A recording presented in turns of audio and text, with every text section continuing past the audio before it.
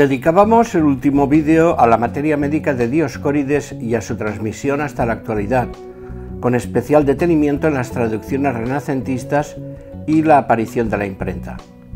Una de las características de la medicina del Renacimiento europeo fue la incorporación de los productos americanos.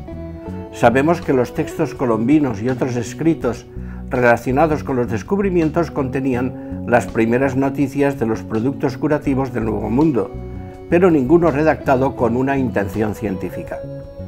Después comienzan ya a aparecer con esta intención.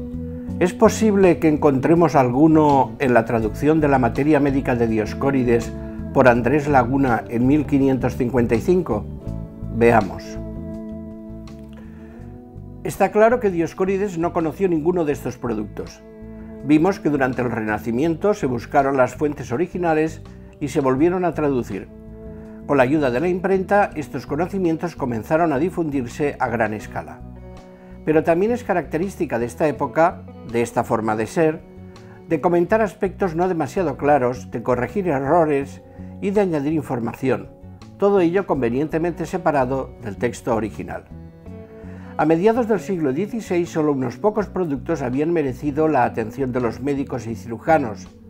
Unas veces no conocían su existencia, otras no sabían sus usos y casi siempre no podían encajar bien en las teorías galénicas entonces vigentes en Europa. No sabemos muy bien por qué Laguna incluyó productos americanos en su traducción. Quizá el guayaco hubiera sido la única excepción, porque era el producto que se estaba introduciendo contra el morbo gálico, promocionado por la casa Fugger o los banqueros Fugger, lo que le supuso cuantiosos ingresos. Vamos a comentar cuáles fueron estos productos. En el capítulo dedicado al cardamomo, del que dice que hay tres tipos, al final habla de que en su época unos confundieron esta planta con el silicuastro o pimienta de Indias. El cardamomo, de procedencia oriental, son plantas de los géneros Hammomum y Eletaria. Hubo durante mucho tiempo bastante confusión con las pimientas. Laguna se refiere a los que hablaban del silicuastro como el cardamomo, llamada por otros pimienta de Indias.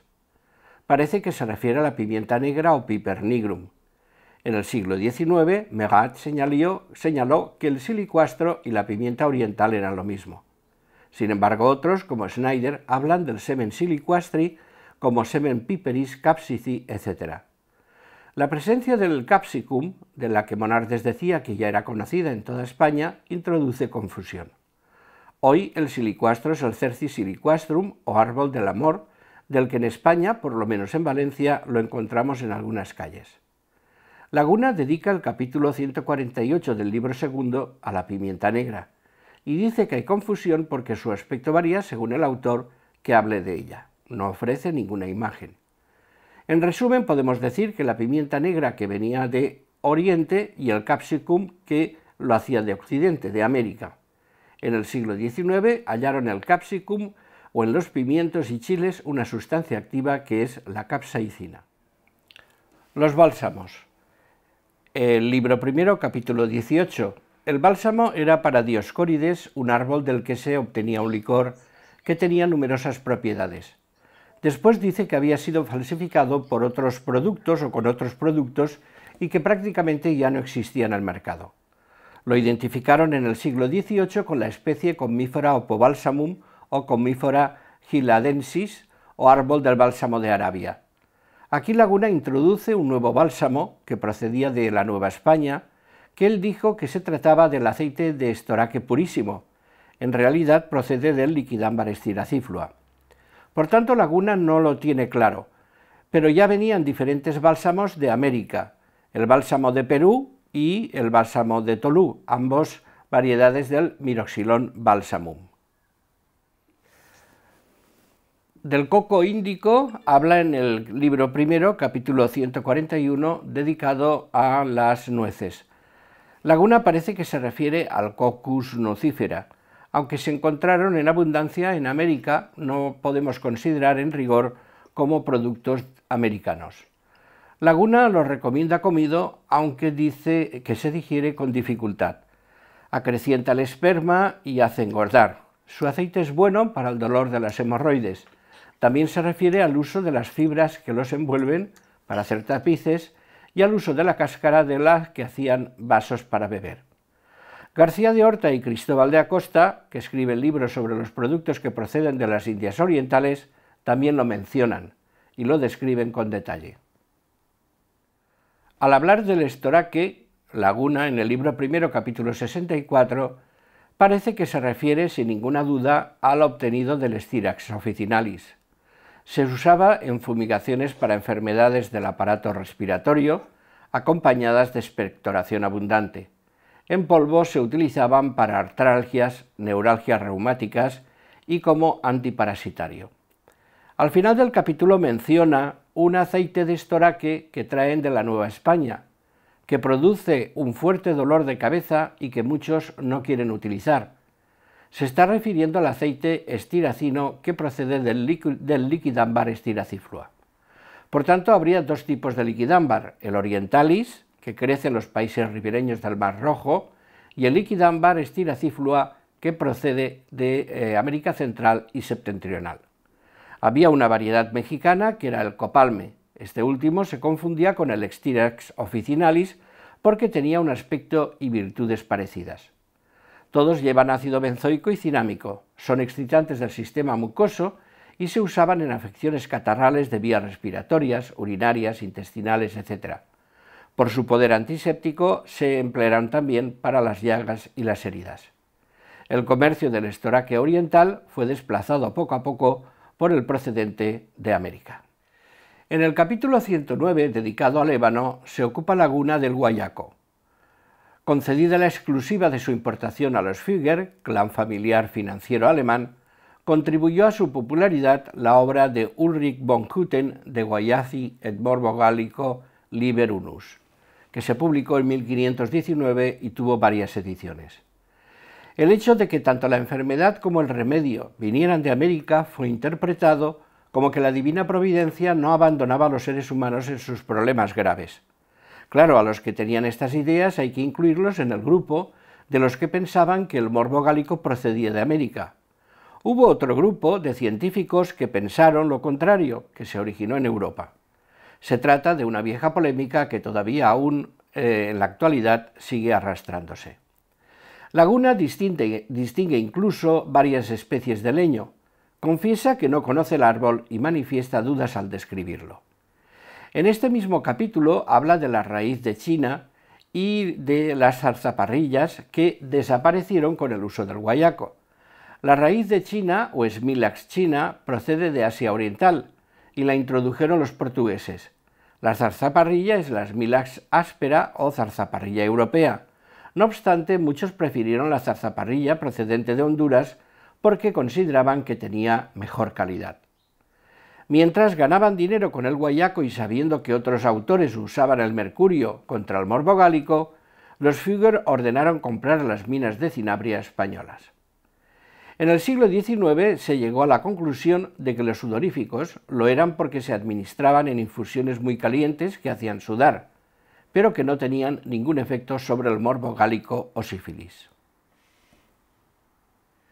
En el libro segundo, capítulo 88, Laguna habla del maíz. La imagen que muestra es inequívoca y todos sabemos que el maíz procede de América. Lo incluye en el capítulo del mijo y al final del mismo dice que hállase en cada paso una suerte de mijo llamado turquesco que produce unas cañas muy grandes y en ellas ciertas mazorcas llenas de muchos granos amarillos o rojos y tamaños como garbanzos, de los cuales molidos hacen un pan la ínfima gente, y este es el maíz de las Indias, por donde méritamente le llamo Milium indicum Plinio. Está claro que el maíz americano ya se había extendido tanto por Europa que la gente no sabía bien su procedencia. Laguna, en el libro segundo, capítulo 99, habla de los fasiolos o fasiolos turquescos. Se trata de los faseolos vulgaris, o frijoles americanos, pero Laguna los confunde con los Smilace hortense, frisoles o judihuelos de los que habla en el capítulo 135. En el libro segundo, capítulo 123, se habla de la calabaza. Había más de media docena de especies de cucurbitáceas en América precolombina que se utilizaron como hortalizas o verduras. Laguna describe 3 tipos: las luengas, las redondas y las llanas. Con la calabaza, especialmente la cucurbita pepo, pasó como con el maíz, que su cultivo se extendió por Europa con gran rapidez, confundiéndose con otras europeas más antiguas que pertenecen a la misma familia. Su uso médico fue perdiéndose, excepto las semillas como vermífugos.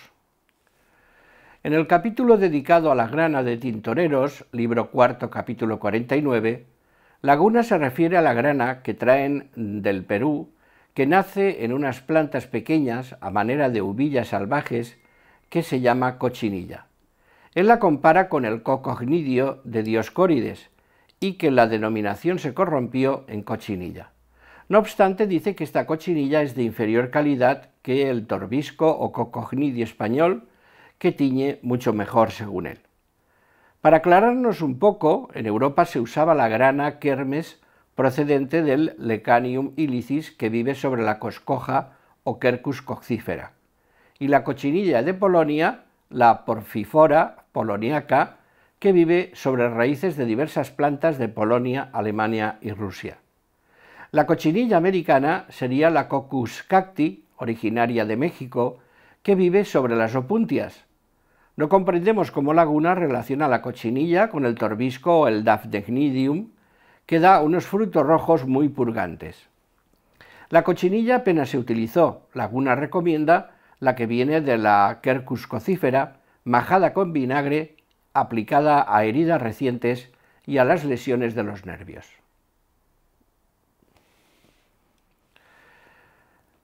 En el libro quinto, capítulo 114, dedicado al zafir, Laguna habla de la esmeralda del Perú. Dice que tiene menos virtud que las que vienen de Oriente y que no deben administrarse por boca, poco más.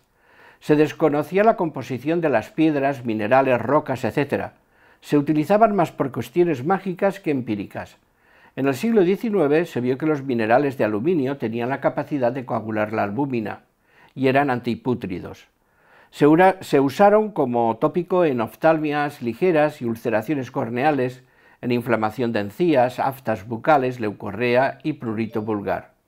Se trata de un mineral ciclosilicato de berilio y aluminio. En el libro primero, capítulo 145, dedicado a los higos y las higueras, o la leche de higueras, Laguna se refiere al nopal. Dice que se trata de una cactácea y se denomina opuntia. En México el nombre se aplicaría al fruto y a la planta se le llama nopal. Se expandió pronto por determinadas zonas de España. El líquido de las palas es vesicante y se usaba en el siglo XIX contra la gota y los dolores de muelas. Las palas, frescas y calentadas, se usaban como emolientes. Laguna lo describe así: en pocos años acá se halla en Italia una planta llamada higuera de la India, la cual en lugar de ramos produce a manera de palas unas hojas muy anchas y gruesas y encaramadas y enseridas unas sobre otras, y por toda su redondez armada de sutiles espinas. El fruto de esta planta es a manera de breva, muy dulce y muy desabrida. Son pegajosas sus hojas y en el sabor se parece a la mayor siempre viva, por donde juzgo que son frías y húmedas. Se trata de una cactácea que procede de América, aunque en España formaron pronto parte del paisaje.